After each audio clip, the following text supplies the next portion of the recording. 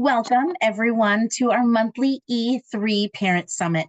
The purpose of the E3 Parent Summit is to engage with our families, equip them with practical resources that they can use, and empower them to succeed on their journey in independent study with the Blue Ridge Academy. Please note that this session will be recorded for future viewing in our Blue Ridge Academy Parent Information Center, along with all of our other previously recorded sessions that you're welcome to view at a later time. There are so many different topics that we're able to touch, and so we just want you to visit that Parent Information Center and view our prior videos. To help our session run smoothly, here are a couple things that we request before we begin the presentation. Please, if you can, keep your microphones muted and cameras off during our presentation portion. You're welcome to submit any questions that you might have in our chat, in that comment box, and we can address them either during our parent panel or the Q&A time. We will have a Q&A time allotted at the end of the presentation to support anyone who might have additional questions. I'd like to introduce myself. My name is Anna Aguilar, and I'm one of 3 family liaisons here to support our families and staff at the Blue Ridge Academy, along with Alicia Chavez and Shannon Eves. We specialize in supporting our wonderful families with virtual resources, valuable workshops, vendor support, and we also moderate all of our social media platforms for the Blue Ridge Academy. Alicia and I are going to help facilitate today's seminar. Please take a moment and review our presentation guide just to let you know how the flow is going to happen. And I'd like to introduce Alicia, but as we're waiting, we have a guest coming and they haven't quite entered the room yet. So we are going to take some steps to get that started. Alicia, do we have our visitor with us today? We will in a couple minutes, so I'm gonna skip over to the next one just until she gets here. Under schedule and planning, or should I begin my top 10? Let's go to schedule and planning. Wonderful. I am going to introduce again Alicia Chavez. Thank you, Alicia. Hi, everybody. So we created some extra resources to kind of help with all the things that we have to juggle. If you can see the little game plan book over here, I put that there because I feel like as someone who is in charge of, you manage your family and you're homeschooling and you're working and you're doing all the things, sometimes you feel like a coach, right? Because not only are you getting like scheduling right and the plays right, but you have to manage like the morale of everybody. And so you're doing like game-based speeches to encourage someone when they've just lost it, and all the day-to-day things. You're helping them when they're stuck on something. Like sometimes you feel like a coach. And so any good coach, they have different tools to help them, and they also have other people to help them, which we're going to talk about on the next slide. But for the tools part, these are different templates that we created. So there's a book linked at the end of this presentation on the resources, and it's out of print, so the only version available is a Kindle version. But I think it's pretty cheap too, and you can get that through your parent funds. So in that book, it talks about planning from working backwards.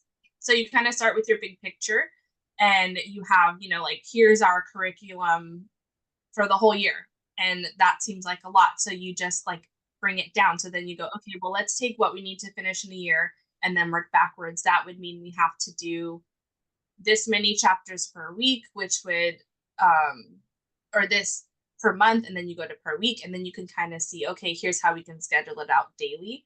So we have all these different templates because everyone works a little differently. Some people need the like day-to-day actual assignments, and so we have a daily schedule template, and that one, when you open that up, these are all links. So when you guys get the slides, when they become available to you, when you open the daily schedule template, that one is at like hour by hour. I think I actually did it by half hour. So if you're somebody who needs that visual, like for the entire day, what are we doing? Where are we filling our hours with? We have that. And then some people just need a little more spaced out. So there's a weekly schedule template. And that one gives you the room. You still know what you need to do every day, but it doesn't necessarily need to be done at a specific time every day, but you still have something to guide you, right? You still have like an outline. And then the quarterly schedule template, that one is I was thinking more in mind for the upper grades with that one. So in high school, some of the classes, they might not be doing a full semester class, it might be a quarter class. And that one's helpful to break it down because it has 6 weeks on it. And in the 6 weeks, you can also even put in there your LP dates, right? So like, oh, this week would be LP2, like, so you kind of know what you would be able to turn in for that. So there's just different ones, kind of whatever you feel like would help you. That's our goal with all of these, is just to provide something to help you have a guideline for what you're doing with your time and your family. And it allows it so that anybody who, let's say someone's like, hey, I would love to help you this week, like, what do you need help? I know for me, sometimes I kind of freeze. I'm like, I don't know. And if you have something written down, you're like, oh, you know what? On this day, like, I need help with this because it's all laid out. So having like everything laid out schedule wise, it allows those people to jump in, and you can say yes to the help because oh yeah, I need you like right here. Would you be able to do that? And if you have kids who are in all the things, having it all laid out, it just helps that much more to alleviate the either miscommunication, like, oh, I didn't know so and so, had to do that today, or I didn't know that was due today. And it also helps alleviate schedule overlaps. For me, that's something that I need because like our kids are doing all different things. So just having it all laid out, it's easier for you, it's easier for the people helping you. And then hopefully it just helps eliminate any of the things that may pop up. Hey, Alicia, I'm so sorry to interrupt, but we can't see any of the slides. You can't see any of the slides. Thank you for interrupting. No worries. I was like trying to message you, but I don't think anybody can see them. I don't have it. Okay. Can you see the slides now? No. I'm sharing my screen. That's interesting. Okay. Yeah, because I see it on here. Oh, wait. Now something's popping up. There it goes. Okay. I think it doesn't like me popping from website to website, so we might just have to stay here. Sorry. Thank you so much, everyone. Yeah. But here are all the things. And would you like me to move on to our next slide?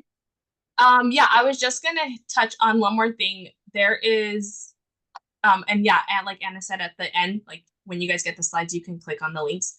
There's also a meal plan template, and some of you are probably cringing, like, oh, don't ask me to meal plan. Or you're just like, yes, meal planning saved my life, or you're in between. I'm kind of in between. That's there too, and it might seem kind of random, but you're at home, you're homeschooling, so meals are a big part of our day. I will say when I do stick to it, our week goes a lot smoother, but that doesn't happen all the time. So yes, let's go to the next one. Parent education. So our thought for this slide is, when it comes to working in homeschooling and you're trying to balance all the things, some things that would help you in that. We'll start with the funds category. So some of you know, and if you don't, this is just a little tidbit for you too, that there are, out of your student planning amounts that the students get for the year, you are allowed to use up to $350 of it for parental like education. So some of the things we listed there, if you don't have a planner and you need a planner, that's something that would be covered from the allotted 350 that comes out of your students' funds. Planners, if you go on Amazon and you type in like homeschool planners, they have some that are very specific for the homeschool lifestyle. So it'll even have extra things in there besides what you would see in a normal agenda. It'll have like curriculum lists, it'll have like library lists. There's so many on Amazon, and they're so pretty too. So that's something that if you don't have and you need, you can get that with your funds. And also books on whether like time management or teaching, homeschooling, or planning. There is one that we did link at the end that I mentioned. It's out of print, but it has the ebook Kindle version available. Those you can get too. And if you're ever unsure, like, oh, I wonder if this would qualify to use my parent education funds, you can just go to the Parent Info Center and the enrichment tab. There's a slideshow that says enrichment guidelines, and that gives you more details. And then also we put the email on there. So if you just ever, you're like, I don't know, just email enrichment@theblueridgeacademy.com and they will for sure let you know. And then planning how-tos in the middle section, we actually have a bunch of things already that Shannon, our other family liaison, has created, and they are available on the Blue Ridge YouTube page. If you didn't know we have a YouTube page, there you go. Those are also linked. So when you get the slides, each of those, finding your balance, avoiding burnout, and planning out your year, those are all like video presentations available on YouTube that if you are new to homeschooling and you feel like it's very overwhelming, I encourage you to start with those. She does a great job and it's visual for those of you who like need to see it. And then for community, this is probably, I would say, like my favorite section because that's the one that I think a lot of people have a hard time with. Because you can buy a book and like there's so many resources, physical resources like books and videos and things, but the community one is a little bit harder, right? And the best tip that I give people, and I know Anna gives people too, is go on Facebook and in the groups section, like just type in your city. So let's say you live in I'll do mine. Like I live in Lakewood. So I would type in Lakewood homeschool and you'll see groups pop up, or like a surrounding city. I live right next to Long Beach homeschool, and you'll see groups pop up because a lot of people are looking for the same thing. And so I joined, a handful of those groups, and they all have different things, whether you're looking for like park days or you're looking for some sort of pod to be able to do like projects together. There's a lot of connections you can make through Facebook. And I will say that maybe you still like you searched on Facebook and I still didn't find anything. I would encourage you, like, don't be afraid to start something of your own because that might be like the perfect thing for you. And I know that for me, I know Blue Ridge offers so many field trips and they're really amazing. They do a great job. For my first year with Blue Ridge, I had a newborn, so I was like, I just can't like make a lot of these, but I still wanted to do some sort of consistent field trip. So I just texted like 5 of my homeschool family friends like, hey, would you guys want to, make a field trip like group and we'll go do field trips once a month. And they said yes. And so we started this little field trip group. And this is our 3rd year doing it. And it's been super fun. And then if they meet a new homeschool family, they get to invite them to that. So don't be afraid to start something. It might be small, it might start out small, but it could be just what you need. And then lastly, for community, also on our YouTube page, Shannon also did a video on resources and community. So we have like so many things that were already done, and we thought they just fit in so well with this topic for this section. So we wanted to link those there in case you weren't aware of them. We can go back to our guest now. I'm going to go ahead and introduce Araceli. Araceli, can you just start off because most of these people don't know who you are. So can you just share a little bit about your family and like your kids, how many and what grade, so we can kind of get an idea of where you're at with homeschooling. Yeah. Hi, everyone. My name is Araceli Garibaldo. I have 6 kids. So I have 3 boys and 3 girls. They range from 11 years old to 6. So we have 2 6th graders, a 4th grader, 2 2nd graders, and a kindergartner. And yeah, we have a busy house. So it's a lot of kids that we have. But homeschooling has been the best decision that we have selected for our family. Definitely changed our life. Blue Ridge definitely changed everything for us. So yeah, that's a little bit about us. That's so cool. It's probably a lot of joyful noise, okay? A lot of noise. Yeah. So you're currently with Blue Ridge, but I know when we talked, you mentioned that you weren't always with Blue Ridge. So can you share a little bit about your journey? So when you first started homeschooling, what you were doing and what made you make that switch with Blue Ridge? Yeah, so initially I was working from home and we had put all 6 kids through homeschool, but the public school. So I was trying to find that balance of working at home, and we've been homeschooling for about 3 years.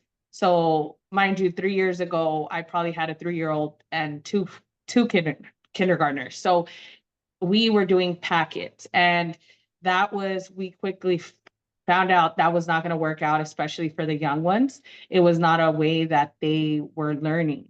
And I didn't have the time to be sitting down with them or being a present educator or even a present mom because I was working full time. So we had to make a transition, and I stopped working. So now I help my mom, which they have a nursery in the city of Lakewood. I don't know. So we're close by. And that's where I homeschool my kids. So I'm blessed that my parents allow me to come in and have a space for my kids to be there and not only homeschool there, but they're also seeing other things, being a part of nature, helping, with whatever they can or doing little experiments there. And yeah, so now I'm no longer working. I am helping my parents there. And at the same time, I'm present with my kids, helping them. Do you want to share, before I ask you the next question, just these 3 pictures? You had sent these over for us to kind of like share a little bit about your family. Do you want to tell us what these were? Yes. So we garden. We do have a couple of the gardening beds, and our kids planted a lot of stuff. So the middle picture is them taking that harvest. We did squash, pumpkin, broccoli. We did a bunch of stuff that they planted, little plants, and then they were able to see how big they got and pluck it. And my mom would cook them there for them. So it was cool for them to see like the whole process and then be able to eat that. And then my daughter, she's holding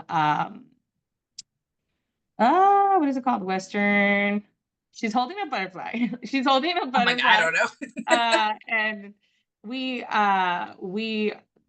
there's so many different like animals at the nursery because I mean there's so many plants. So they are always learning. Like my daughter does we have a business page, and she does TikTok videos explaining like the different animals. If she's going through like the monarch cycles, she's doing like different series of like teaching about like the whole stages, and like they have lizards there, and so they're always doing something at the nursery. Yeah.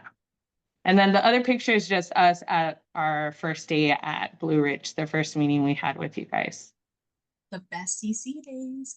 So you kind of talked about it a little bit, but can you tell us I know it's not every day, what does a typical day look like for you schedule wise, like work and schooling? Yeah, so I mean, it is different every day. And I think that's one of the things I love about homeschool. We are very fluid in that every day might look different. The structure is I drop off my kids. My 3 other kids go to public school, and then my other 3 go to homeschool. So we get to drop them off, and then I get to take my other kids to the nursery. They do a devotional, and then they continue whatever project they started from the day before or whatever they left off the task from the day before. So it could look different. They could be doing a hands-on like solar system project, or my daughter could be checking up on her monarchs to see where they're at, or there's different things that they may be doing. Or they log into their what is it called? Excelis. They're doing Excelis right now, which is their curriculum. They log into that, and then there's different things. So, I mean, it just looks different. I could be working or I could be planting, and they could be popcorn reading while I have it on my tablet and I'm following along with them. It could be them coming with me to do like a pop-up shop, and they're running like a free succulent booth for the kids. So there's different things that our days look so different. Every day could be different, or we might be on a field trip and we might be doing something, going to a garden or going to visit somewhere. So it's different every day. Yeah.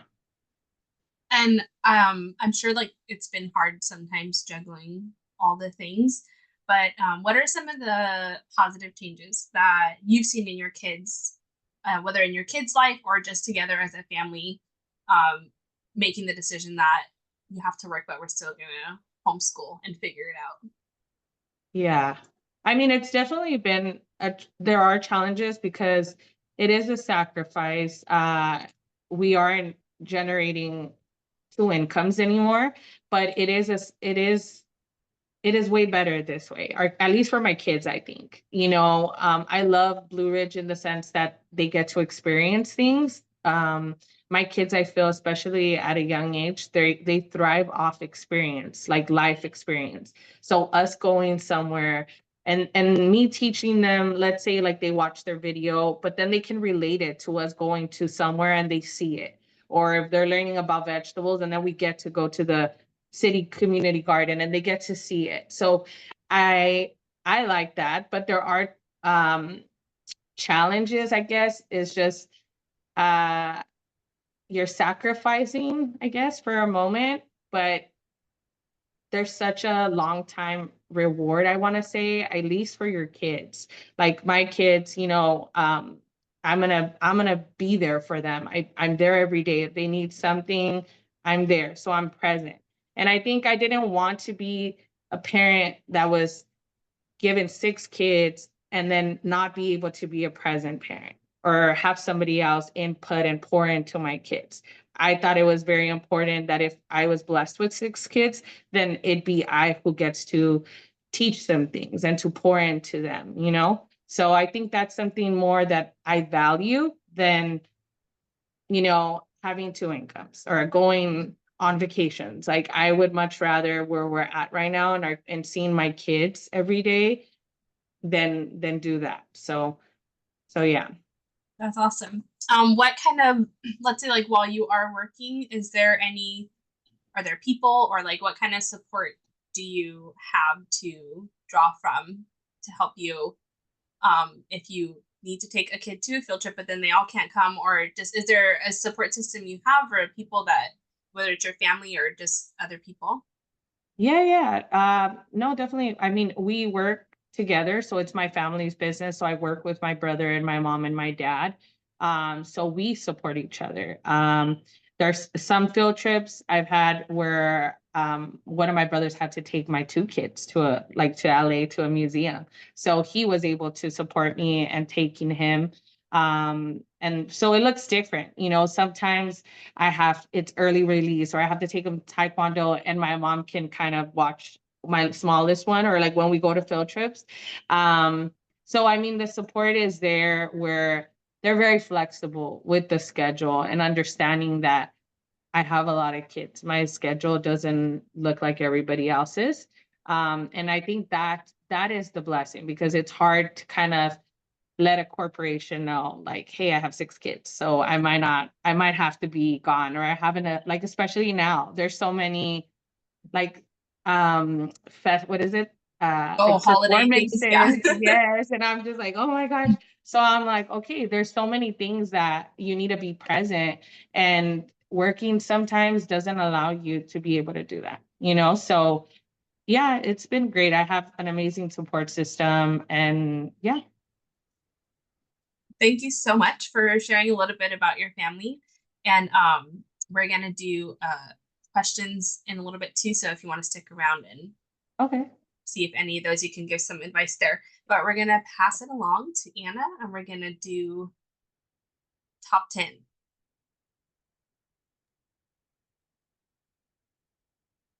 So as we were talking about how do we all collectively balance homeschooling and a full-time job, part-time job, or an active volunteer position, how can we together learn other tips or gain wisdom from one another? So we did a top 10 list tips for homeschooling and work-life balance. So number 1, these are, again, tips to help you out. Number 1, create a structured daily schedule. So plan your day around your work hours and homeschooling. Designate specific blocks of time to focus on work, lessons, and activities. Use color-coded calendars or apps to help keep track of both work and homeschool schedules. And I'm telling you, my schedule looks like a rainbow on my calendar because I do those things, and it's very helpful.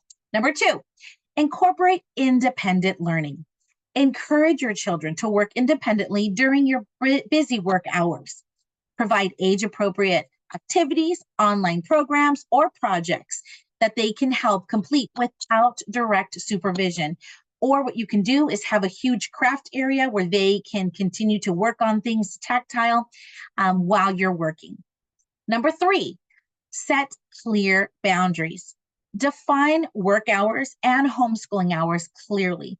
Let your children know when you're unavailable, and so they can respect and focus. So you can have that focus time and they can respect that. But use visual cues like a sign in your office or a signal when you're working. That way they know. I have that still to this day. I have a sign on my door that says available or unavailable.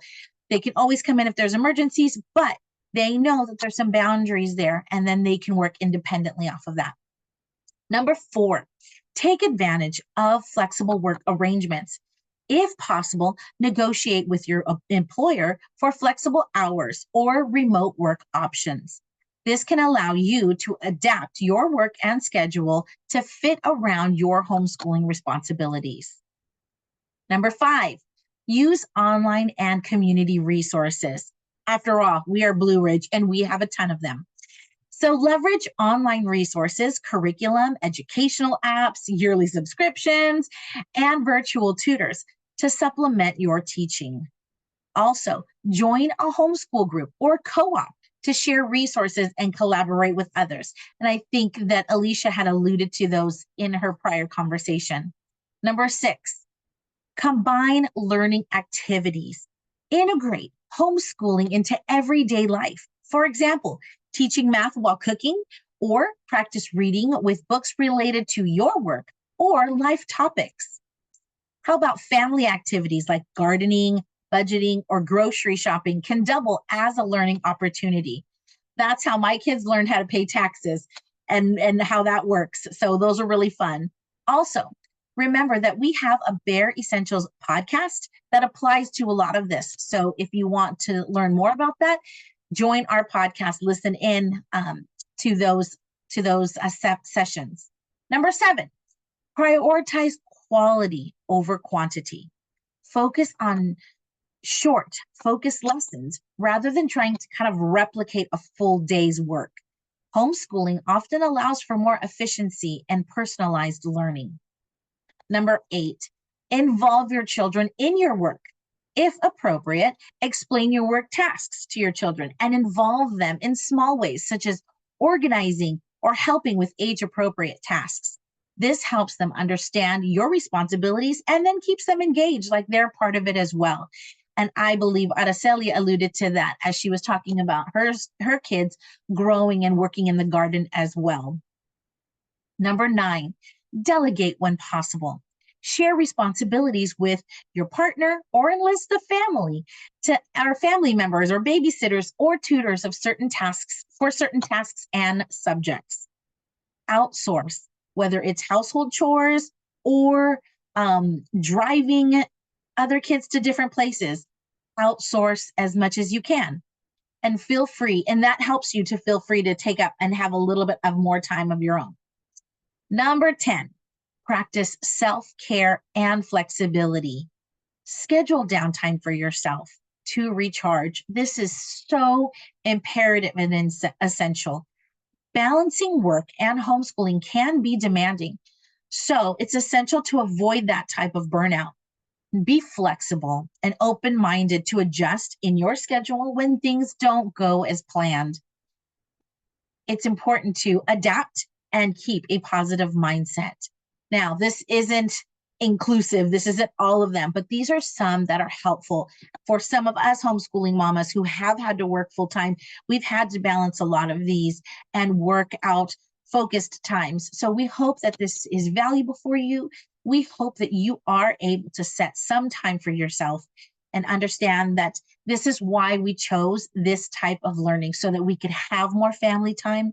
We could have this, kind of have our cake and eat it too. being able to work and provide income and also be with our children and help them and instruct them. Yes, there are little sacrifices along the way, but as Araceli alluded to, it maximizes the family dynamic in such a huge way when we're able to homeschool our students and be with them and watch them grow and invest in them. So thank you so much for letting me share some of this. We're going to continue to move on to our parent panel questions. So these questions aim to encourage actionable insight. We're going to share experiences and foster a meaningful discussion right now. So please, as you're all here, take a moment to review these questions. I know there could be a lot, but we ask that you choose a few that you would like to answer. Maybe some are applicable to you, maybe some you might want someone else to help address. But I feel like as we come together, we're in similar paths. And if we can lean on each other's wisdom and gain insight from each other, this is where we can be encouraged and fulfilled and feel heard. So again, we welcome you to use the reaction button at the bottom of your Zoom. You can use it to raise your hand, or if need be, because our group is fairly a good size, you can just unmute yourself. You're welcome to turn on your camera, and we can just answer some of these questions as we go along. So again, this is open up for a parent panel. If any of you would like to interject, we do have several mamas who work and homeschool. So we would love to hear from you. Thank you so much for your time. Now we're going to open it up for our parent panel questions. Would anyone like to share? Sure, I will. My name is Christy Peterson. I have 4 kids, but 2 of them are homeschooling right now. We've chosen to only homeschool during the junior high years. So our kids have done public elementary school, then home for junior high, then back to public school for high school. So we have 2 junior hires home right now, 8th grade and 6th grade. And I substitute teach part-time. So the question of number 11, how do I ensure that my children stay socially engaged while balancing a work homeschooling schedule is less of an issue this year because there's 2 of them home, but usually we've only had 1 home at a time, and this has been one of the more difficult things because when I'm working, I'm not at home. So our homeschooler has typically either gone to my husband's office and done their homeschooling in his office because he's a college professor, or what I started doing sometimes was having them have study days with another homeschooling friend. And then more recently, I started scheduling we started scheduling them to take classes outside of the house, just like elective classes they do it at the Arbor Learning Center in Fullerton.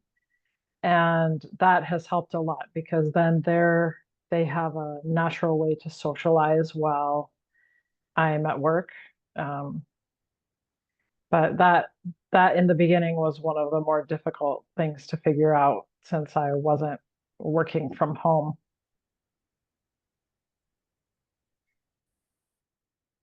That's great, Christy. I think that's really helpful too. That again, that outsourcing, that either in-person classes or whatnot, those are really helpful as well.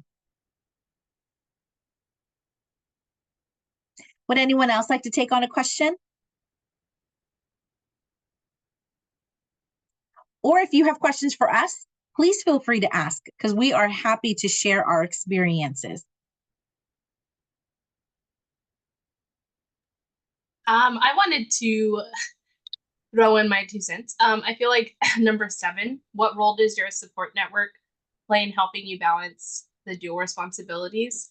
I homeschool as well. I have 2 right now that are homeschooling, but I think this question, it made me just pause a little bit because I'm the person that even if someone is like, hey, like, what do you need? I'm like, oh, I don't need anything. Or how can I help you? I'm fine. And to my detriment, and I've been getting better at it, but I'm naturally like, no, I can do it. Like, I'll do it all. I got it.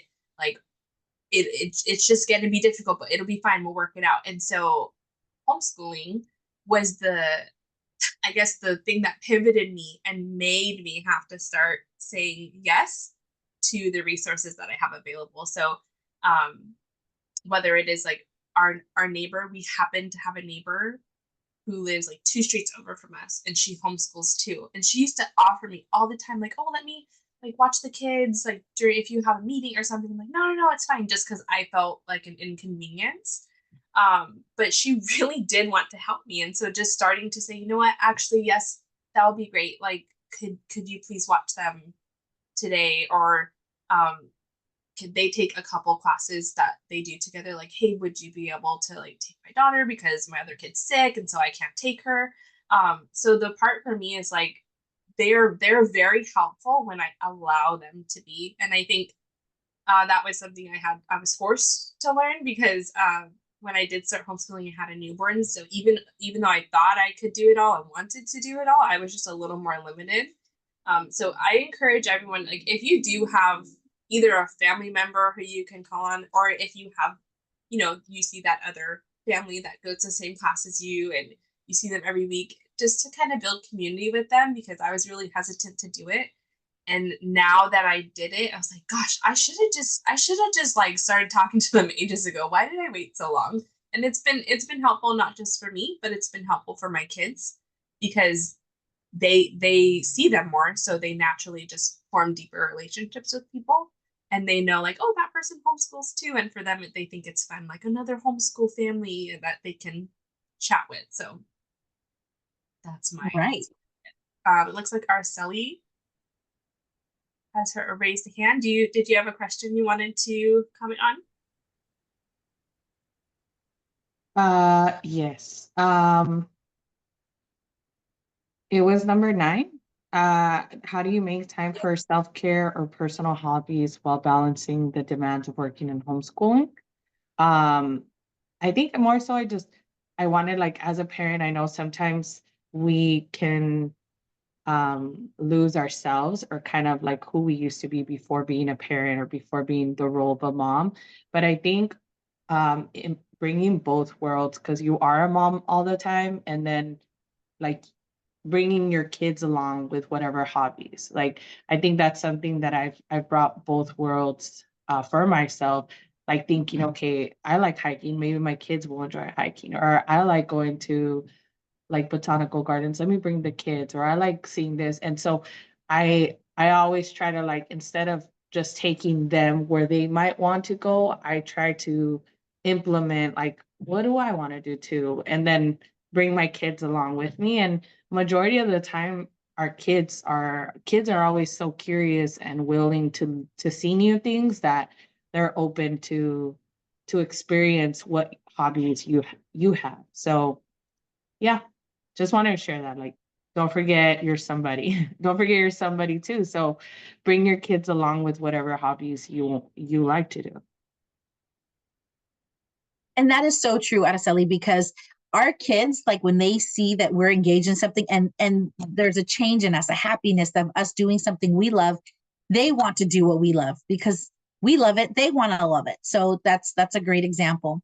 One thing I would like to share is I have experienced a family who had 5 kids, and they were all very active in sports, individually, gymnastics, all of that. They were very involved in volunteer work outside of their homeschooling.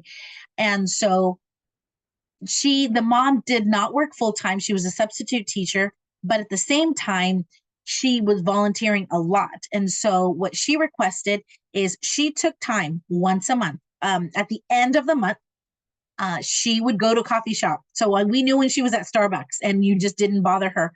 Her family would take the kids and spend, the 4 or 5 hours with her kids. So she had focused time at Starbucks, and she would look over her calendar all of the sport events, all of the games, all of the tryouts, all of the stuff going on.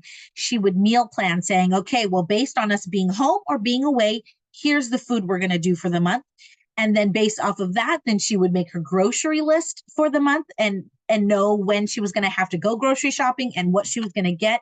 It was extremely detailed. Now, for me, I was like, wow, that seems overwhelming. But it worked for her because with all of her kids and all of their various sports, she needed a focused day of 4 hours to just not have to worry about anything, enjoy her coffee and sit there and focus and get that done. And once she came home, everybody looked at that calendar. It was color coded by child. And also incorporated not just the activities that the kids had to do, for school and for sports, but she made sure to include that family time. There was a movie night for the kids and the family. She made sure that, look, I'm going to take care of all of your schedules. I'm going to let you do all these fun things with sports and stuff, but we will have our kind of sacred family time. And so she made sure that there were a few dinners at home at the table, realizing that obviously some of them were going to be to-go meals, other days. But I really appreciated that and admired that as a homeschooling mama when I was new, because I'm like, I don't know how you're holding it all together. And could I do all of that? No. But I took some of those examples and I did that for myself. So we began a monthly calendar for food. So we had breakfast, lunch, and dinner. And we made sure to have at least one night, which was a family night. And so it wasn't on a busy weekend. It was like right in the middle of the week. And it didn't interfere with any of our other volunteer stuff that we were doing. But my kids kind of grew up seeing that schedule of like, okay, what is the meal? They knew what they were doing. They knew when their favorite meal was coming up. So that was something that I found very helpful from her, taking her list and then shrinking it down to something that was more feasible for me, so that I could do that. Would anyone else like to share any of the questions or answer any of the questions or ask questions? Yes, Kristen.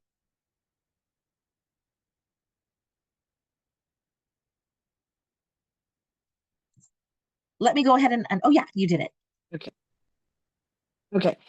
So I'm curious about what strategies you guys have found most helpful and when you're setting your boundaries between work, school, and personal family time. So both my husband and I work outside the home. I am a shift worker and I work weekends. So pretty much I go in right now, I go in on Fridays, but this started the new year. I'll be going Saturday through Wednesday. So I try to do my daughter's homeschooling mostly in the mornings before I leave for work. And then on my days that I am off. But my question is like really trying to, build the boundaries between, like she wants to play, we need to get the work done, you know what I mean? Kind of balancing it. And we're doing TK. I should probably make that clear. And I only have one in school, but then I also have a 17-month-old.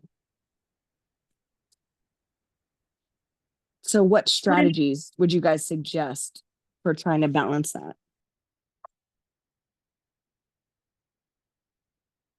Would anyone like to interject? I can, but I want to make sure that I give space for anyone else who would like to share that. I wanted to maybe just throw in 2 cents because I started homeschooling my oldest when our first year homeschooling right for kindergarten started in August, and then my son was due, or my daughter, my youngest daughter, I had a toddler, and then I had a baby due in October. So that just I was like, I don't know what we're gonna do. And because you mentioned it's TK, that's how I was like, I feel like TK, especially I have a son in TK right now. A lot of the learning they're doing is through playing. So we got sent, a packet or a box really with TK things for Blue Ridge. And it has fun workbooks in it. It has the actual paper workbooks, but then it also there was a big box of it's not Legos, but they look like Legos. I forgot what they're called. They're like a stem. Yeah, the stem blocks. Yes. Stem blocks. Okay. Yeah, so we got my those too. They were amazing. he loves those things, right? And he has no idea. He just thinks he's playing, and he is playing, but they learn so much to that. And so I'll be like, hey, bud, like, here's this picture today, like, can you build that while I do XYZ with Sissy? And it's so fun because who doesn't, like, he loves Legos. He's like, great, this is like big Legos. And so a lot of the things that they're doing, it's not so much like sitting down doing worksheets at this point. It's right next to you, like you're reading to them while you're holding your baby, or they're pretending to read to you while you're holding the baby. Those are like the best moments. But I think a lot of the pressure was just that, well, if he was going to school, like, he would be in school from 8 to 3. So I need to be doing school with him from 8 to 3. And even in kindergarten too, it's not that much work because you get it done so much faster, because the individual time that you're sitting with them, it just gets done so much quicker than you're trying to teach 30 different kids throughout the whole day. So I think just taking a lot of the pressure off, like, they are going to want to play, but a lot of the stuff that they're learning or doing can be done through playing. And so it's kind of like, just join in. Like, what does she want to do right now? Like, they want to play outside. Great. Let's do like our math, but let's do it outside, and go find me some sticks and let's count the sticks and etc. Like, just hands-on things. That's my son's, like, that's what he wants to do. He wants to be with me playing, but he doesn't even know that we're doing school half the time. And so it's really cool because it develops the love for learning for them. And then as they get older, the learning just changes a little bit, but they still are learning, and they still get to tap in because they're homeschooling to the things that they're super interested in. I don't know if that helped. That helps make sense. No, it does. So my question is, so then do you like look through like your curriculum for the, like say for your week or even your day or whatever, you do like look ahead, and then do you just try to like incorporate those things into what you're doing, whether it be in the kitchen or outside or playing? Is that like what kind of makes it the easier way, is to kind of look over what needs to be covered, whether you do the worksheet or you don't, you know what I mean? Yes. If you're asking me, yes. Just knowing like, oh, what would we be covering this week? Oh, it'd be sequences. Okay, well, we can do sequences. You can use the worksheet, and sometimes he does want to do a paper because he sees his sister doing it, but other times it's like, okay, well, we'll just do that with something else, we'll get our Play-Doh out, or we'll do something else. And so still you're meeting the standard of what they were learning, but you're just doing it in a different way. Okay, great. Thank you so much. I appreciate it.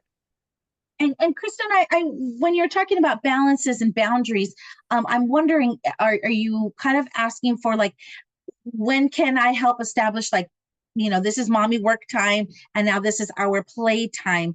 Is that something you're also looking at incorporating and learning? Yeah, kind of like, Okay. well, of course, I went to conventional school. I was also in the military, and I work at a very like detail-oriented, regimented job. So sometimes it's very hard for me to be like, okay, like these are what we're supposed to be doing. Can you please do them? Right? Like, can we focus Yes. for just a minute and get some of this done? And a lot, like even my own HST and my homeschooling friends have been like, really just take a step back, just incorporate more play. So really it's just like, because sometimes I will be incorporating play and I'll be like, oh, and then I'll be like, oh, ooh, how many goats is in that picture? And she's like, I don't want to count. And I'm like, oh, okay. Alrighty. Well, what color are the goats? And sometimes, so I think what I just have to do is maybe start, start, maybe like just saying, okay, at that time she doesn't want to do it, and maybe try again a little bit later, like, Yeah. Absolutely. To me, I felt like we were doing school all day without them even knowing. And I'll tell you why, because there were certain times where, well, I had two different kids and they were able to learn at different times. So I had to work that out. Like, okay, when do I have the most attention from my son and my daughter? And they were two different grades. But what we did is in the morning when they were most awake, we would do more of the challenging stuff like the science or a math. And then we would stop and do something, and we called them brain breaks, so they would have a little bit of a brain break, and then we moved on to like another course. But because there were breaks in between, they did get done faster because it only took like 45 minutes or even less per subject. So they were done and they're like, oh, we're done with school. It's like, yeah, because you were focused and you were able to get that done. So even at night, little did they know, at night we read a book together and we wrote, let's say it was Shiloh. My son was reading the book, and my daughter is younger and wanted to be part of it. I bought 3 different books of Shiloh, and we sat there at night and everybody read a paragraph. And little did he know he was completing his language and his reading book. And then at night we would also journal. Tell me about your day. Don't worry about spelling. Don't worry about anything. Just whatever is in your head, write it down. And so little did he know he was journaling and being able to present that as a work sample later on. So those were prompts, again, that they did at night, and it was just before bed. So they didn't know any better. It was like, oh, this is bedtime. We read and we write in our little journal diary, at night. So I tried to make things throughout the day, and the whole cooking and using measurements and shopping, we did that a lot. So those were helpful. And I wanted to kind of mention that to you. But one thing I learned from Alicia, again, with her toddler and her TKers, she has a designated area with just crafts. I mean, she said yarn and feathers and blocks and things like that. When it's like a mommy time and you really need that like few minutes to yourself, let's just start off with 15 minutes. Say, hey, I'm taking out this craft. You have 15 minutes to create something. And when I come back, I want you to share with me what it was. Then you have that designated 15 minutes of independent learning with them, and you can get to your work. And then every so often, find something else to add to that so that it's not just 15, now it's 30 minutes. And then 30 minutes, now it's a little bit longer. But once they start getting used to that, they're like, oh, wait, this is my time and mommy has her time. And they begin to enjoy that independence of, wow, I get to do this, and then I'm going to show it. So that might be, I know I tried to make sure that I was on to giving you 2 different examples of how to set those boundaries and giving a little time for your student and making time throughout the day so that it doesn't feel like it's so overwhelming. Awesome. Thank you so much. Mm-hmm. Any other questions, or would anyone love to make a comment? This is all about us learning together how we're working this out. I really appreciate you being here and just interjecting. Obviously, you're here because you have a love for your children and you want them to flourish, but you also, again, want to flourish yourself in your businesses and in your careers. And we applaud that. I think it's a great example for our kids to see that our parents also have things that they're passionate about, that they want to continue to endeavor. So thank you so much, each and every one of you, for being here today and sharing your experiences or just listening in. We are a community. We are here to help, and we want you to succeed. And our E3 summits are made for just that, so that we can help you as parents succeed. We want to be able to be part of this journey with you, making sure that you feel like you are making the most experience for your students and for your families. Any more questions or anything anyone would like to interject?